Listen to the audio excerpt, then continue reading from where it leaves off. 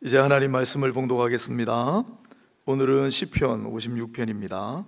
구약 성경 842페이지, 신구약 성경 가운데쯤 있습니다. 시편 56편 1절부터 13절까지를 제가 봉독하겠습니다. 시편 56편 1절로 3절, 13절 표제부터 읽겠습니다. 다윗의 믹담시, 인도자를 따라 요나델렘 르호김에 맞춘 노래. 다윗이 가드에서 블레셋인에게 잡힌 때에, 하나님이여 내게 은혜를 베푸소서. 사람이 나를 삼키려고 종일 치며 압제하나이다. 내 원수가 종일 나를 삼키려 하며 나를 교만하게 치는 자들이 많사오니, 내가 두려워하는 날에는 내가 주를 의지하리이다. 내가 하나님을 의지하고 그 말씀을 찬송하올지라. 내가 하나님을 의지하였은즉 두려워하지 아니하리니, 혈육을 가진 사람이 내게 어찌하리이까. 그들이 종일 내 말을 곡해하며 나를 치는 그들의 모든 생각은 사악이라. 그들이 내 생명을 엿보았던 것과 같이 또 모여 숨어 내 발자취를 지켜보나이다. 그들이 악을 행하고야 안전하오리이까. 하나님이여 분노하사 뭇 백성을 낮추소서.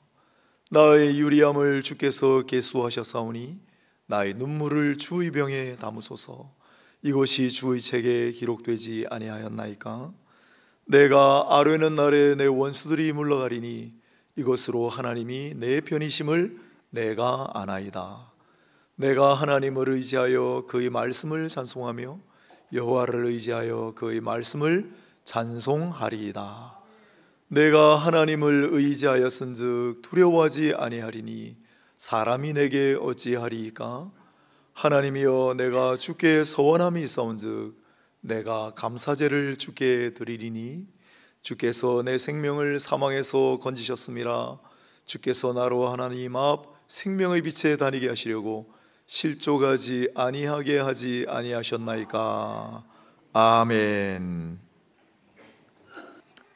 네, 오늘은 시편 56편 본문으로 오늘 구원의 징검다리를 이루는 불안 제목으로 말씀을 증거하려고 합니다.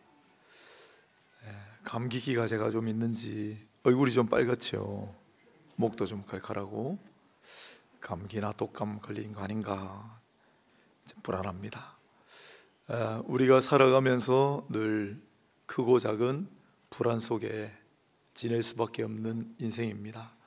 독일의 란터만이라고 하는 학자가 불안이 우리의 일상이 된 지 오래다 그랬습니다. 불안사회라는 책을 썼어요. 꼭 학술적으로 얘기 안 해도 가만히 있어도 혹시 저 북한에 있는 괴뢰 정권이 오판을 해서 쳐들어오면 어떡하나, 앞날에 대한 불안과 여러 가지 상황들로 말미암은 크고 작은 불안 속에 살아갈 수밖에 없는 인생이라는 걸 다 동의하실 겁니다. 서점에 가보면 한쪽 코너가 제가 주보에 좀 써놨는데, 불안을 철학하다, 최근에 철학책이 하나 나왔는데 이건 아직 안 샀습니다. 불안에 사로잡힌 당신에게, 불안 세대, 나는 왜 불안한가, 불안을 먹는 사람들, 불안해 보여서 불안한 당신에게, 이런 책들이 있더라고요. 또 고전 작품 프로이드의 불안과 억압, 키르케고르의 불안의 개념, 이런 책들부터 또 현대인들의 관심이 어떻게 하면 불안에서 벗어날까인데, 그런 관련된 책들, 나는 오늘 불안과 친구가 되기로 했다, 우울과 불안을 이기는 작은 습관들까지 다양한 책들이 가득 한쪽을 메우고 있는 모습을 봅니다. 여러분은 어떠십니까? 우리는 어떨까요? 우리는 그리스도인이잖아요. 그리스도인은 불안에 관해 어떻게 생각하고 어떻게 대처해야 할까, 오늘 성경을 통해 한번 알아봅니다. 그래서 먼저 성경 속의 인물들도 불안과 때려야 뗄 수 없는 사람들이 많았기 때문에 제일 먼저 찾은 인물은 시편 42편하고 43편의 기자입니다. 고라 자손의 시라고 되어 있습니다. 거기에 유명한 구절이 두 개 나오죠. 내 영혼아 어찌하여 낙심해하는가, 어찌하여 불안해하는가 라는 구절이 등장합니다. 내 영혼아 어째서 너는 낙심하고 어째서 불안해하느냐. 이 고라 자손은 고라라는 사람의 자손들일 거 아닙니까? 고라는 누구냐면 민수기 16장 1절에 보면 모세에게 반역을 하여 반란을 실제로 일으킨 자들이 있습니다. 저기 조그마한 글씨가 민수기 16장 1절이에요. 레위의 증손 고핫의 손자 이스할의 아들 고라와 그 다음에 르벤 자손 여기 있죠. 다른 자손은 반란을 일으키면 안 되지만 그렇구나 하겠으나 같은 레위 지파, 같은 종족 지파인 레위 자손의 후손 고라가 어째서 반란군의 수괴가 되었는가? 그래서 고라는 반역한 결과 하나님의 심판을 받아서 다 죽었죠. 그 자리에서. 그 자손들은 조상이 범죄했다고 자손들까지 아무런 잘못 없는데 다 역겨할 수는 없잖아요. 민수기 26장 보면 자손들은 벌을 면했다라고 살아남았습니다. 하지만 고라 자손들은 그 뒤에 가는 곳마다 수군수군거리고 손가락질을 당하지 않았겠어요? 야, 저 고라 자손이래, 반역자의 무리들, 배신자의 자식들. 그러니 이 고라 자손은 특별히 다른 상황이 없어도 늘 불안에 쌓여 살아가는 사람들 수밖에 없다. 그렇죠? 길을 걸어가다가 돌이 휙 날아와가지고 에이 반역자의 자손들, 그럴 줄 누가 압니까?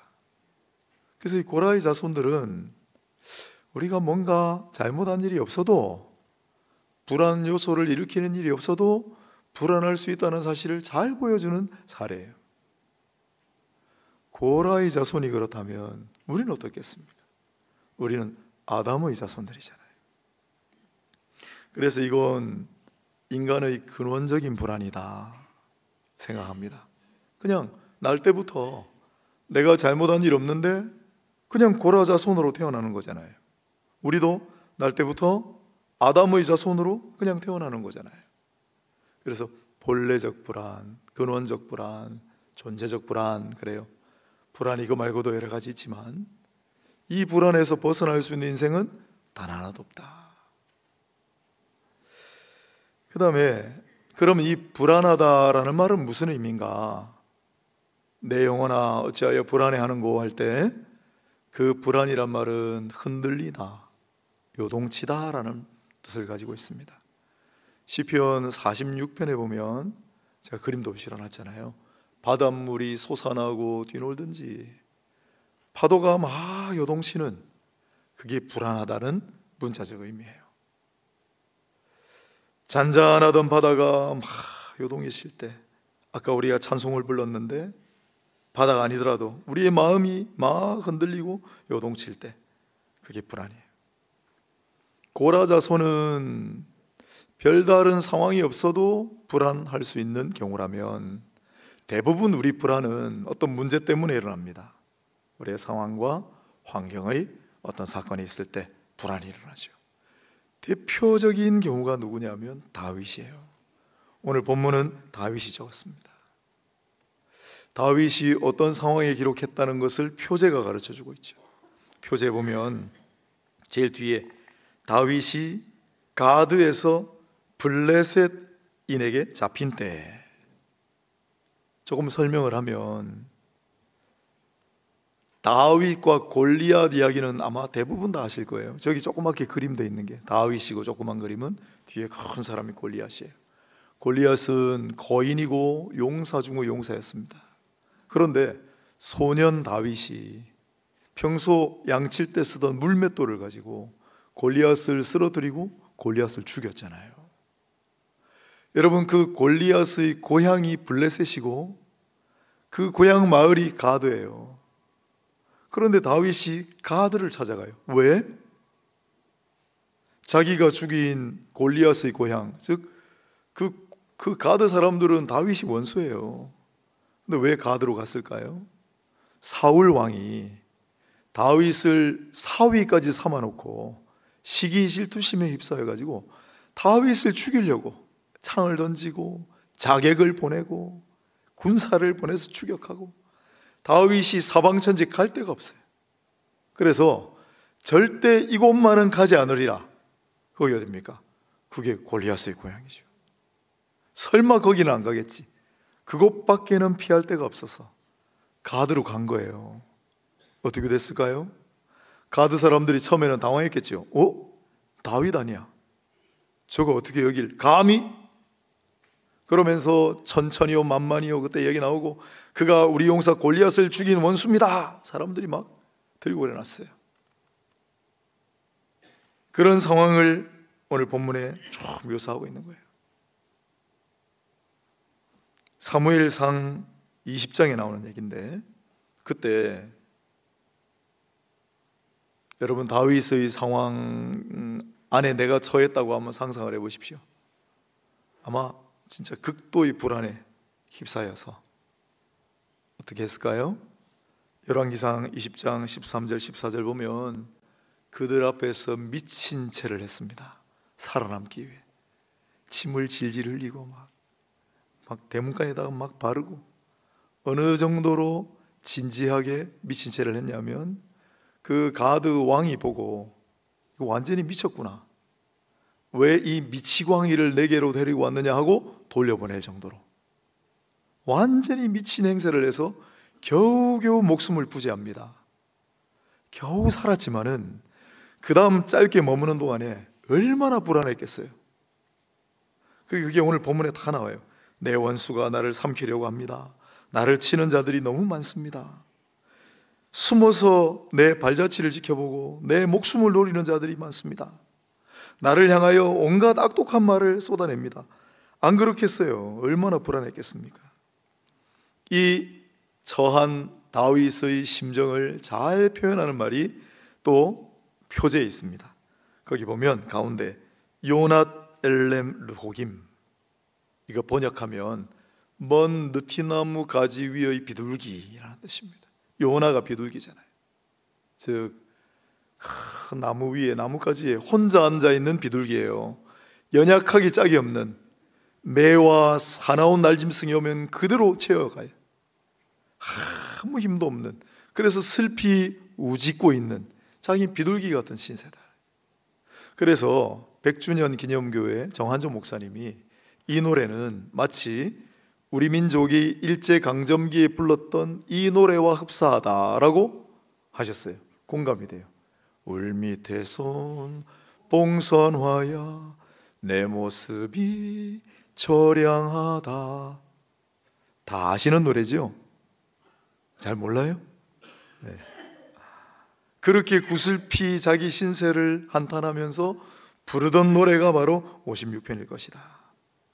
사방에서 적들이 자신을 집어삼키려고 호시탐탐 노리고 있는 상황 속에 의지할 때라고는 단 하나도 없는, 연약하기 짝이 없는 비둘기 같은 그러한 신세로 여기지 않았을까. 아마 성경에서 가장 불안 속에 있던 장면이 아닐까 생각합니다. 그래도 아까 고라자손도 그리고 다윗도 첫 번째 단계, 우리가 불안을 대하는 첫 번째 단계를 잘 보여줘요. 그건 뭐냐면, 불안은 없다고 부정할 수도 없고 회피할 수도 없는, 왜냐하면 불안은 아까 말씀드린 대로 우리 존재 자체로 겪는 불안이 있어요. 또 신경증적인 불안이 있습니다. 병적인 불안, 그건 약 먹어야 돼요. 의사선생님들 상의해가지고 약 잡수셔야 돼요. 그러나 근원적인 불안하고 환경적인 불안은 약으로 안 듣습니다. 약이 통하지 않아요.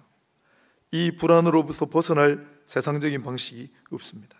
하지만 그 문제 해결의 첫걸음은 이 불안이 없다 부정도 아니고, 이 불안을 회피할 수 있다도 아니고, 이 불안은 우리가 마주해야 될 대상이다 라는 사실을 인정하는 것입니다. 우리는 아담의 후손이라고 말씀드렸습니다. 여러분, 아담이 왜 범죄했을까요? 처음에 하나님께서 선악과를 따먹을 수도 있고 안 따먹을 수도 있는 자유를 주셨어요. 그렇지 않습니까? 하나님께서 자유를 주시면서 먹지 말라고 명령하셨어요. 근데 왜 먹었죠? 뱀으로 분장한 사탄이 유혹하고 시험해서 따먹었잖아요. 그런데 왜 그 시험과 유혹에 빠졌습니까? 그 이유를 설명하는 내용은 우리 교과서에 전혀 없어요. 왜 아담은 범죄의 길을 택했을까? 왜 유혹에 빠졌을까? 불안하기 때문이었다라고 봅니다. 왜 불안했죠? 몰랐기 때문에.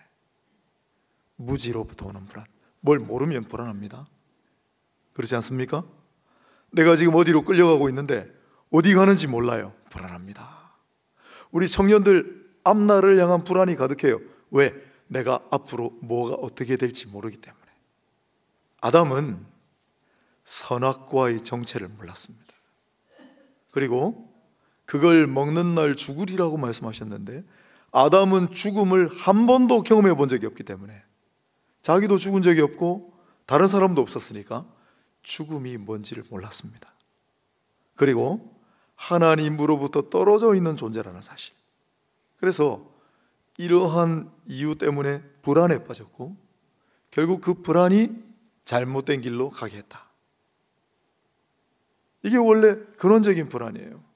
우리도 그런 근원적인 불안을 안고 살아가는 존재고, 더더군다나 우리는 덧붙여서 아담의 원죄가 우리에게 이어졌기 때문에 우리가 날 때부터 죄를 범하진 않잖아요.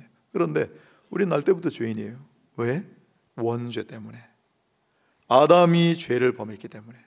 그 아담의 원죄가 우리에게 이어져서 그로 말미암은 불안도 덧붙여졌어요. 아까 설명드렸잖아요. 고라자손이. 자기가 태어났는데 고라자손이에요. 근데 사람들이 막 고라자손이라고 욕을 하는 거예요. 바로 그거죠. 우리도 아담의 자손이다. 그것 때문에 비롯되는 불안이 또 있는 거예요. 우리는 불안을 벗어날 수 없어요. 살아가다 보면 한 번도 나는 불안해 본 적이 없습니다. 없습니다. 크고 작은 여러 가지 일들 때문에 또 불안을 겪게 됩니다. 그래서 불안은 우리가 부정할 수 없는 것이다. 회피할 수도 없다. 그렇다면 마주보고 똑바로 직시하고 나아가는 것이 첫 번째다. 그리고 이어서 예수님의 모습을 봅니다. 요한복음 13장 27절에 보면 예수께서 가룟 유다에게 이렇게 말씀하시는 대목이 나와요. 마지막 만찬을 잡숫고 가룟 유다에게 이렇게 말씀하셨어요. 네가 하는 일을 속히 하라. 네가 하는 일을 속히 하라. 가룟 유다가 하는 일이 뭐였습니까? 적들하고 내통해서 예수님을 돈 받고 팔려고 하는 일이었습니다. 예수님께서 다 알고 계셨어요. 그 이후에 무슨 일이 벌어질지도 다 아셨어요. 불안한 상황이에요. 그러나 예수님은 그 불안을 부정하지도 않으시고 회피하려고도 안 하시고 그 불안한 상황 속에서 가룟 유다에게 네가 하는 일을 속히 하라 라고 담대하게 외치셨습니다. 이게 불안에도 똑같이 적용이 돼요. 이런 겁니다. 불안아, 네가 하는 일을 속히 해보아라. 네가 하고자 하는 일을 속히 해보아라. 인간적으로 우리도 불안에 휩싸였어도 그 상황을 정면으로 직시하고 담대하고 의연하게 예수님처럼 불안아, 네가 하는 일을 속히 해봐라 할 수 있어야 합니다. 무슨 뜻이냐면 우리가 수술대에 만약에 누웠다고 생각해봐요. 물론 의사 선생님이 잘 수술해 주실 거라는 확신이 있겠지만 불안하죠. 수술대 위에 놓였을 만큼 불안하겠죠. 그럴 때 우리 마지막 순간에 뭐라고 얘기합니까? 선생님, 제가 이제 준비가 다 되었습니다. 이제 얼른 수술해 주세요. 그러잖아요. 선생님, 하실 일을 이제 소개하십시오. 불안은 영적인 수술과 같습니다. 불안이 가득하면, 극심한 불안은 우리 안에 있는 기쁨과 평안과 소망과 모든 것을 송두리째 빼앗아가 버립니다. 그러면 어떻게 되는 줄 아세요? 야, 내가 이 상황을 극복할 수 있는 아무런 힘과 능력이 없구나. 내가 이 상황을 벗어날 수 있는 아무런 자원과 도움이 없구나를 깨닫게 돼요. 그러면 인간은 다른 무언가에 눈을 돌리게 되어 있습니다. 그게 뭐냐면 바로 절대자, 전능하신 하나님이시다라는 거예요. 이게 우리 안에 일어나는 현상입니다. 그래서 오늘 아까 전에 고라자손도 뭐라고 했습니까? 고라자손도 내 영혼아 어찌하여 낭망하느냐? 어찌하여 내 속에서 불안해하느냐? 너는 하나님께 소망을 두라. 그가 나타나 도우심으로 말미암아 내 하나님을 여전히 찬송하리로다. 내 영혼아, 너 어째서 그렇게 낙심하고 불안해하니? 하나님을 바라보자. 그가 도우심으로 말미암아 여전히 하나님을 찬송하게 하실 것이다. 내 안에 아무 것이 없으니까, 내가 더 이상 기대고 의지할 데가 없으니 나는 하나님을 바라보겠다. 고라자손의 고백이었습니다. 다윗도 똑같아요. 오늘 본문에 한번 보시겠습니까? 3절에 보시면은 다윗의 고백입니다. 내가 두려워하는 날에는 내가 주를 의지하리이다. 솔직하게 고백해요. 나 두렵습니다. 나 불안해요. 나 너무 불안합니다. 그렇잖아요. 적진에 들어가서 미친 채 하고 목숨을 구걸해 살아남긴 했는데 언제 어디서 자객이 오고 언제 어디서 원수가 없는 사람들이 올지 모르는데 얼마나 불안해요. 그래서 내가 두려워합니다. 하지만 나는 그래서 주를 의지하겠습니다. 4절은 바뀌었어요. 내가 하나님을 의지했기 때문에 이제는 앞으로 두려워하지 않겠습니다. 혈육을 가진 사람이 내게 어찌하겠습니까? 11절에 한 번 더 다짐합니다. 내가 하나님을 의지했기 때문에 이제는 두려워하지 않겠습니다. 사람이 내게 어찌하겠습니까? 극심한 불안에 휩싸일 때, 아무것도 붙들고 의지할 것이 없을 때, 여기 의지하다라는 말은 붙들다, 매달리다라는 말이에요. 내가 붙들고 매달릴 수 있는 것이 아무것도 없다는 사실을 발견했을 때, 전능하신 하나님을 의지하고 하나님을 붙들고 하나님 앞에 매달려야 하지 않겠습니까? 내가 조금 힘이 있어 보이고 내가 좀 여력이 있어 보이면 나 스스로를 의지하고 다른 무언가를 붙들기 마련인데, 아무것도 없을 때, 그저 연약하고 처량한 비둘기 같은 신세일 때, 그때 날 도울 수 있는 하나님밖에 더 있습니까? 그러니 하나님을 바라보고 하나님을 의지하며 하나님을 붙들고 하나님께 매달린다는 고백이 터져 나오는 거예요. 다윗은 이때뿐만 아니고 그의 인생 전체에 걸쳐 그렇게 살았어요. 그의 고백이 시편 곳곳에 흩어져 있습니다. 여호와 내 하나님이여, 내가 주께 피하오니 나를 쫓아오는 모든 자들에게서 나를 구원하여 내소서. 시시각각으로 포위망이 좁혀와요. 얼마나 불안해요. 아무것도 할 수 있는 게 없어요. 자기의 장인이자 왕이 추격해 오는 거예요. 그래서 하나님께 피합니다 라고 고백하는 거예요. 또 나의 힘이신 여호와여, 내가 주를 사랑하나이다. 여호와는 나의 반석, 나의 요새, 나를 건지시느니 나의 하나님, 내가 그 안에 피할 바위, 나의 방패, 나의 구원의 뿔, 나의 산성이시로다. 내 안에 스스로 들여다보니 아무것도 없어요. 힘도 없고 능력도 없고 의지도 없고 자원도 없고 아무 도움도 없어. 그런데 문득 눈을 돌려 하나님을 바라보니, 내 하나님을 바라보니 거기에는 구원의 뿔이 있고 산성이 있고 방패가 있고 바위가 있고 모든 것이 다 있네. 그래서 나의 하나님, 나의 하나님, 내가 주를 사랑하고 주를 의지합니다 고백이 터져 나오는 거예요. 시편 27편 1절에 여호와는 나의 빛이요 나의 구원이시니 내가 누구를 두려워하리요. 여호와는 내 생명의 능력이시니 내가 누구를 무서워하리요. 우리 인생에 불안의 그늘이 닥칠 때, 불안의 먹구름이 찾아올 때 회피하시면 안 돼요. 부정하셔서도 안 돼요. 똑바로 바라보세요. 똑바로 바라보고 내 안에 아무 소망도 없고 내가 이걸 대처할 아무 능력도 없다는 사실을 발견할 때, 그때 주 하나님을 바라보십시오. 그분이 바로 나의 방패십니다. 그분이 나의 뿌리시고 나의 능력이시고 나의 도움이십니다. 그분 안에 있으면 불안 대신에 평화를 누릴 수 있습니다. 고라자손과 다윗이 우리에게 보여주는 것은 바로 그 모습이에요. 우리도 살아가다 보면 불안할 때 많습니다. 그럴 때마다 다시 한번 주 하나님을 바라보고 주 하나님을 의지하며 그분 붙들고 매달리시기를 바랍니다. 주 안에서 평안을 누리시기를 바라고, 이 사실을 알지 못하는 사람들이 엄청나게 많습니다. 다시 말씀드리지만 병적인 불안은 약을 드셔야 됩니다.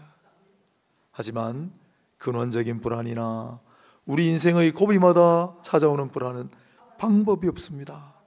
약이 없습니다. 그때는 전능자, 우리의 창조주, 우리의 구원자 하나님을 바라보셔야 합니다. 그걸 모르는 사람들이 너무 많으니 꼭 나가서 알려주시기를 바랍니다. 불안 세대를 살고 있는 수많은 불안의 인생들에게. 마지막으로 시편 56편 표제를 한번 다시 보면, 시편 56편은 공식적으로 별명이 하나 붙어 있습니다. 그게 뭐냐면 믹담의 시. 믹담의 시가 무슨 말인지 정확하게 우리가 잘 모르지만은 크게 두 가지 견해가 있어요. 하나는 황금 시편이다. 또 하나는 돌판에 새겨진 노래다. 그런데 황금하고 돌은 분명히 다른 거지만 의미는 같습니다. 황금만큼 중요하고 돌판에 새겨서 오랫동안 바라보고 기억해야 될 만큼 소중하다. 한마디로 중요하고 중요한 노래다라는 뜻입니다. 그런데 이 시편은 우리가 또 하나의 별칭을 붙일 수 있습니다. 바로 눈물의 시편, 더 정확하게는 눈물병의 시편. 8절입니다. 8절을 보세요. 나의 유리함을 주께서 계수하셨사오니 나의 눈물을 주의 병에 담으소서. 이것이 주의 책에 기록되지 아니하였나이까. 당시 사람들은 웬일인지 이 눈물병이라는 것을 소장품으로 간직했습니다. 울 때마다 눈물을 거기 담았어요. 왜 그런지 몰라요. 그리고 실제로 무덤을 발굴해 보면 그 눈물병이 같이 나옵니다. 그런데 다윗은 그 당시 사람들이 소장했던 이 눈물병, 그러나 나의 눈물을 나의 눈물병에 담는다고 하지 않고 주님의 병에 담으소서라고 얘기합니다. 왜 그럴까요? 여러분, 눈물병 가지고 싶으세요? 눈물 흘릴 때마다 그거 모아놓고 싶으세요? 그거 나중에 봐서 뭐 하겠습니까? 내가 옛날에 이렇게 눈물 많이 흘렸지. 무슨 의미가 있어요? 다윗은 그걸 알았던 거예요. 내 눈물 내 병에 담은들 무슨 소용이 있나? 주님, 내 이렇게 많은 눈물을 흘렸습니다. 내 눈물방울을 계수하다 나오잖아요. 내 눈물방울을 다 세실 수 있는 분은 주님밖에 없습니다. 주님, 내가 얼마나 많은 눈물을 흘렸는지 주님 한번 세어보세요. 주님, 내가 얼마나 많은 억울한 일을 당했는지 주님 한번 세어보세요. 주님, 내가 얼마나 많은 눈물을 뿌렸는지 주님을 위해 주님의 병에 담으시고 주님이 그 눈물 닦아주시고 주님이 그 눈물, 내 눈에서 피눈물 흘리게 한 그 사람들 찾아가서 갚아주시고, 또 우리 신앙 선배들이 뭐라고 했냐면 주님을 향해 흘린 이 눈물 천국의 진주와 같이 되게 하여 주옵소서 그랬단 말이에요. 그래서 다윗은 주 하나님을 바라보고 이 극심한 불안 가운데 불안에 대처하는 나름대로의 방식을 찾아냅니다. 그게 첫 번째로 주님 앞에 나아가 주님, 내 눈물을 거두어 주소서, 내 눈물 담아 주소서 였습니다. 주님, 내 눈물 아시지요? 주님, 내 눈물 보셨죠? 주님, 내 눈물 닦아주세요. 주님, 내 눈물 갚아주세요. 주님, 내 눈물을 보석과 같이 바꾸어주세요. 두 번째로 다윗이 찾은 방법은 9절입니다. 내가 아뢰는 날에 내 원수들이 물러가리니 이것으로 하나님이 내 편이심을 내가 아나이다. 불안에 떨 때 여러분 어떻게 하실 겁니까? 불안이 찾아올 때 주님 바라보라고 그랬습니다. 그리고 뭐 하실 거예요? 기도해야죠. 뭐 때로 눈물을 흘릴 때도 있지만 기도하는 것이 보통이겠죠. 그래서 내 억울한 사연, 내가 눈물을 흘릴 수밖에 없는 일들을 하나님 앞에 아뢰야 하지 않겠습니까? 그러면 하나님이 들으시고 특별히 이제 9절에는 적들을 쫓아내 주실 것이고, 하나님이 내 편이시구나, 그래서 위로와 평안을 누리리라고 고백하고 있습니다. 이 다윗의 고백을 통해 우리 그리스도인이 불안의 문제를 다루는 또 하나의 해결책, 근본적인 해결책, 우리가 다 알고 있는 해결책을 하나 발견합니다. 그것은 바로 다름 아닌 기도입니다. 불안하면 기도하셔야 됩니다. 불안할수록 기도하셔야 됩니다. 다시, 불안하면 기도하십시오. 불안할수록 기도하시기 바랍니다. 하나님 앞에 기도하고 나갈 때 물론 하나님께서 적을 쫓아주시고 승리하게 하시고 바로잡아 주셔서 평안을 누릴 수도 있지만은, 그냥 아버지 앞에 나아가 다 아뢰고 아버지 앞에 나아가 다 쏟아내고 아버지 앞에 나아가 다 기도하는 그 자체로 하나님은 위로를 주시고 평안을 주시는 줄 믿으시기를 바랍니다. 이거 말고 우리가 할 수 있는 게 또 있나요? 그리고 세 번째 10절입니다. 같이 한번 읽어볼까요? 내가 하나님을 의지하여 그의 말씀을 찬송하며 여호와를 의지하여 그의 말씀을 찬송하리이다. 다윗은 참 특별한 사람입니다. 우리는 보통 하나님을 찬송합니다라고 하지 하나님의 말씀을 찬송합니다라고는 잘 하지 않습니다. 그런데 어째서인지 다윗은 4절에도 한번 나옵니다. 하나님을 내가 의지하고 그 말씀을 찬송하리이다. 또 방금 읽었던 10절에 두 번이나 내가 하나님을 의지하고 하나님의 말씀을 찬송합니다라고 고백합니다. 무슨 뜻일까요?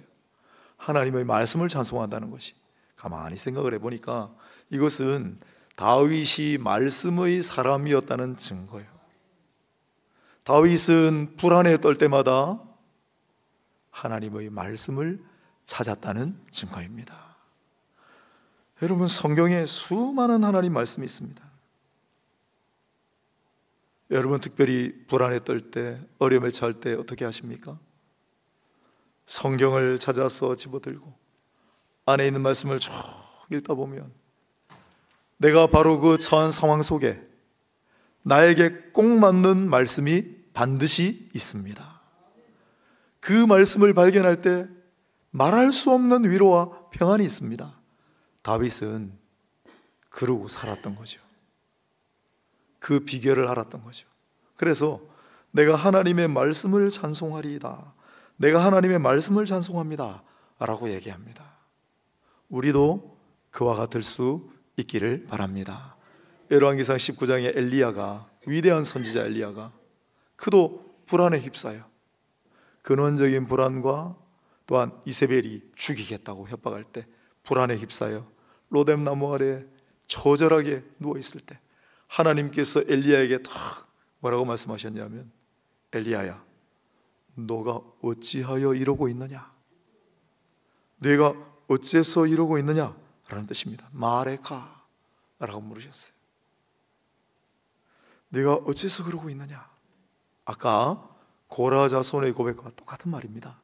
내 영혼아, 너 어째서 낙심하고 어째서 불안해하느냐? 어떻게 해야 돼요? 하나님을 바라봐야 되는데, 하나님 앞에 눈물 쏟고 하나님 앞에 기도해야 되는데, 또 하나, 하나님의 말씀을 찾아라. 하나님의 말씀으로 나아가라. 그래서 하나님 말씀을 쭉 찾으면 찾았다. 내게 한 줄기 빛이 되는 말씀, 그 순간 내게 위로가 되는 말씀, 나에게 한없는 평화를 주시는 말씀을 찾았다. 그게 유레카잖아요. 유레카. 제가 너무 좋아하는 말씀이라 오늘 소개하는 거예요. 마레카, 너 어째서 그러고 있니? 말씀으로 돌아가야지. 말씀을 찾고 또 찾아. 유레카, 찾았다. 찾았습니다. 부디 다윗처럼 하나님 앞으로 나아가 하나님의 말씀 안에서 위로와 평안을 찾는 모두가 되시기를 바랍니다. 마지막으로, 그래서 우리는 불안을 잊지 말아야 할 것, 이 물질로 여길 때가 많습니다. 그러나 불안의 좋은 효과라고 할까, 키르케고르라는 철학자가 불안을 자유의 현기증이라고 불렀습니다. 자유가 있기 때문에 불안이 있다. 아담 이야기 기억하시죠? 그리고 이 불안은 궁극적으로 신앙으로 인도하는 구원의 징검다리가 될 수 있다. 무슨 뜻이냐면, 한없는 불안 속에 휩싸일 때, 아무것도 의지할 데가 없다고 여길 때, 그때 전능자를 바라볼 수 있다는 거예요. 안 그런 사람도 있지만은. 그래서 불안의 제자가 되라는 말까지 남겼습니다.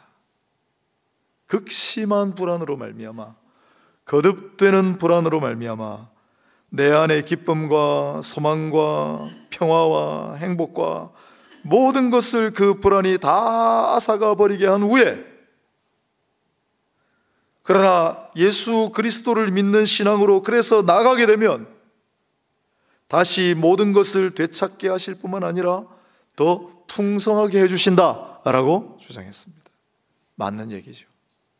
오늘 우리는 불안을 넘어서라는 주제로 마지막 시간을 보내고 있습니다.